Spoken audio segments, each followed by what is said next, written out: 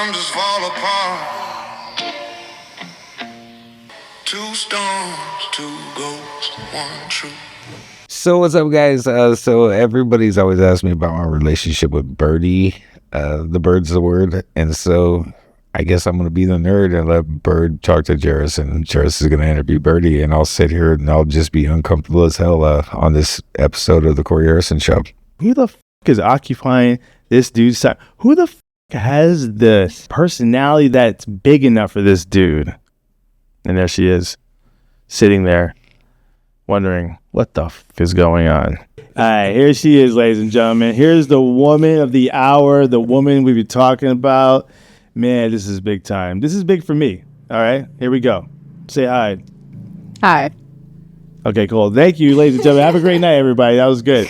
Birdie, do you realize that like maybe there could be a mystery around you, yes, including some of Corey's exes? Because Corey's friends with all his exes. He's like, they're probably wondering, who the fuck is occupying this dude's side? Who the has the personality that's big enough for this dude? Who can handle this fucker, right, Corey?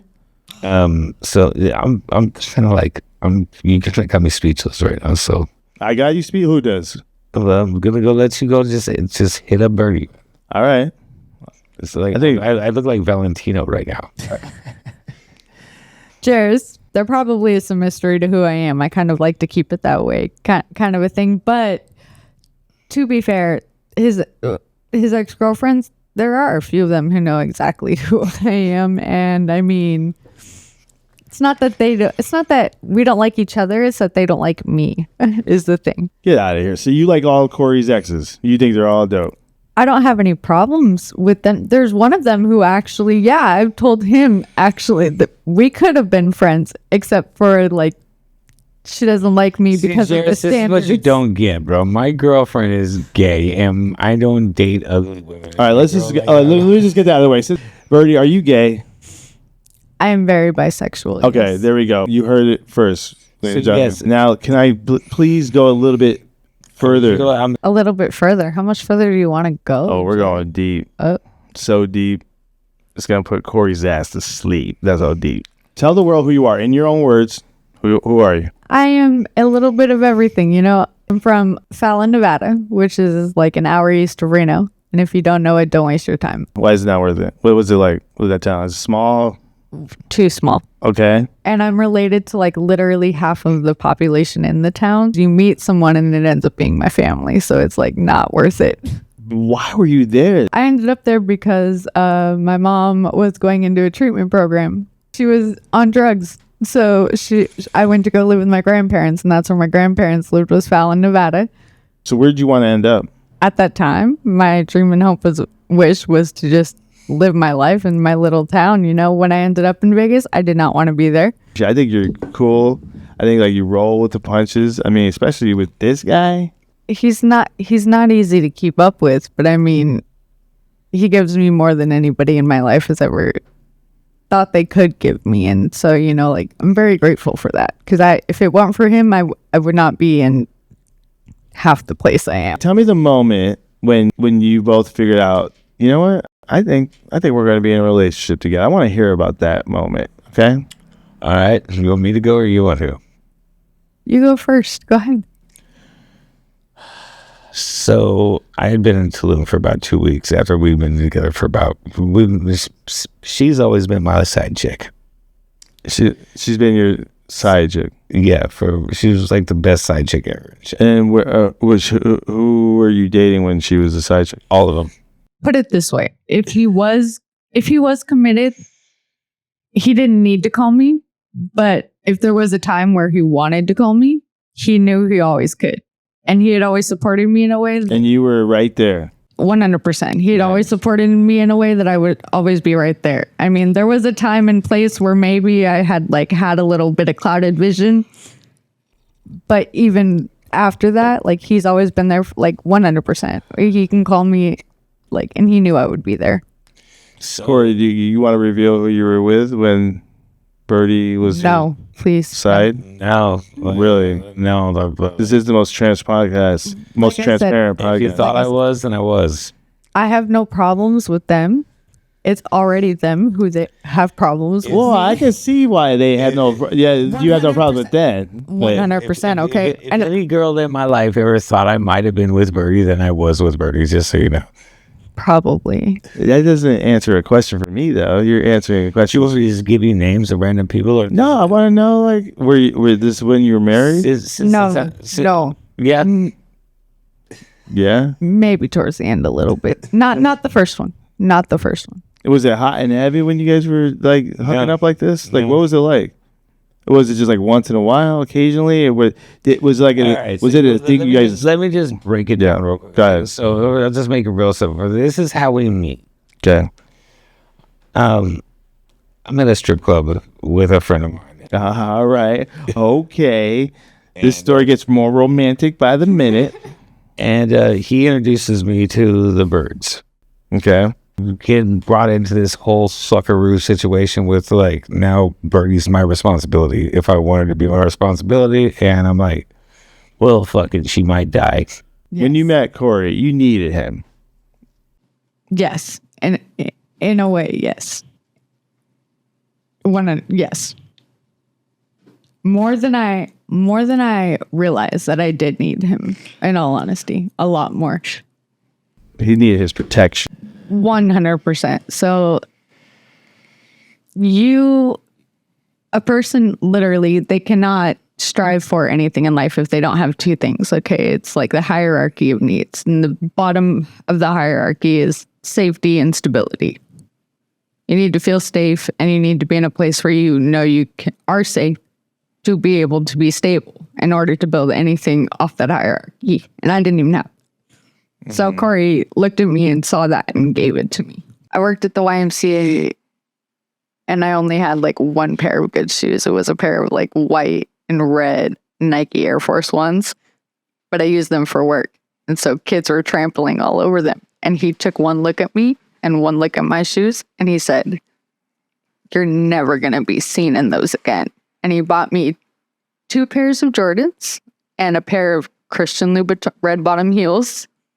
And then he made me throw away my fucking Nike Air Force. I left barefoot like 2 days later. She had a new job cleaning Airbnbs, and she had her own apartment, and she was well taken care of. And that was because you were hiring her, right? You gave her a job. Just so she would never go back to that strip club.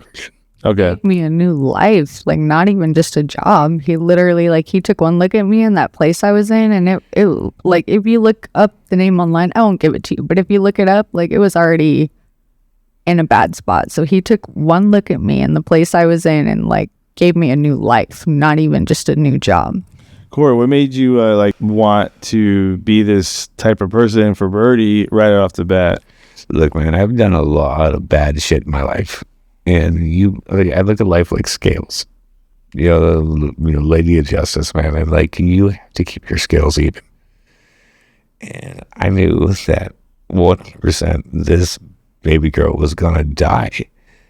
Like, she wasn't about that life. Like, she was not gonna be able to fit into that life. She was not gonna be able to do that life. She was not gonna be. She was like, it was like it like I felt it in my fucking soul. Like, if I didn't, like, even if I never slept with her ever, I never slept with her. I had one shot to like actually save somebody's life that day.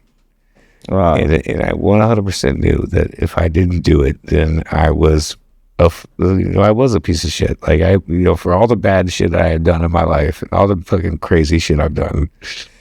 And this was the one time, like, I'm not a religious man, but like, if God's looking at me like, hey, dude, you don't want to go to fucking hell right now. You're going to fucking do this.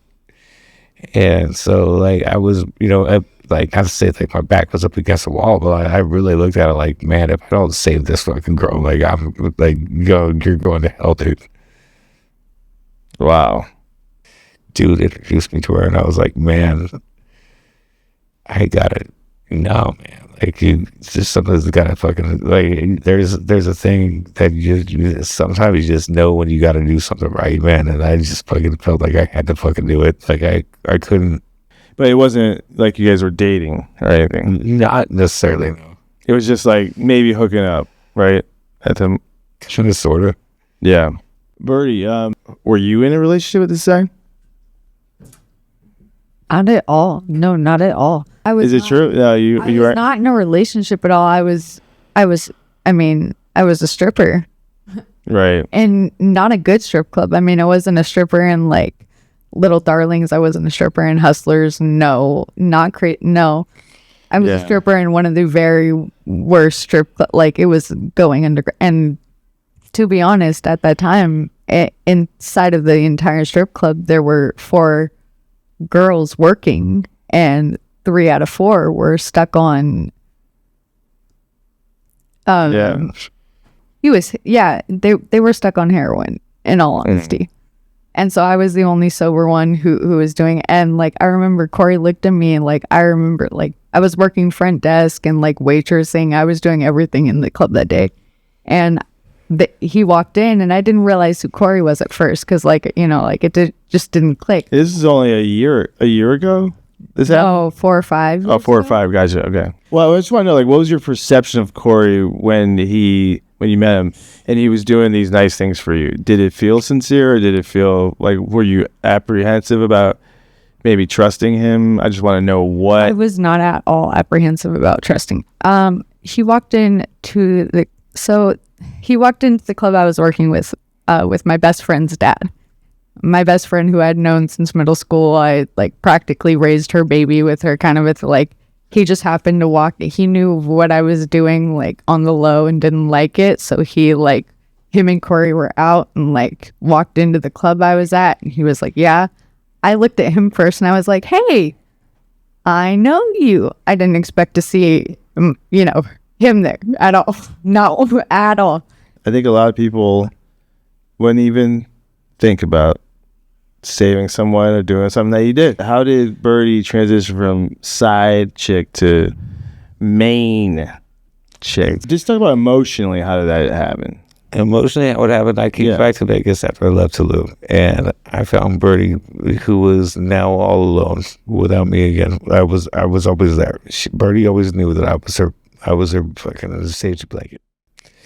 She lost that for 2 weeks. And I show up, and she looks like Gollum on the fucking ring with a fucking meth pipe. And I grabbed her, and I said straight up, like, you will get my fucking truck. You're fucking gonna leave, and you're gonna fucking drive the fuck away from here, and you will be in fucking Tulum. And I don't care what you say. If you're not there in 2 weeks, I'll kill you. It's not that I went backwards; it's that I kept going forwards. You know, what do you mean by that? It was easy for me to get into. And so in order to go backwards, you have to have a stopping point. You know what I mean? There has to be some kind of stop. And there was never a stopping point. But were you doing drugs when Corey was around you? Yeah. Not at first, but after a while. It got really bad when he left for Tulum. It got really bad. And I didn't even realize he was leaving for Tulum. And I didn't realize how bad I'd gotten. But after he did come back, and everything, like the reality started to sink in, that's when it like really did sink in. And that. Corey, were you originally planning on just leaving for Tulum and saying goodbye to everybody? Yeah. Yeah. And what made you think about not even saying goodbye to everybody? He was just planning on leaving. Yeah. So and what? I only know that because I was How did Birdie draw you back? I took this girl on. I put her on my thing, and she's mine. And you know what, man? Like it's as weird as it fucking sounds. Like it's my responsibility. You know, like it's my responsibility. Like I promised I'd take care of her forever, and I promised her I'd keep her safe. And when I left, I wasn't doing that, and so I just kind of had to.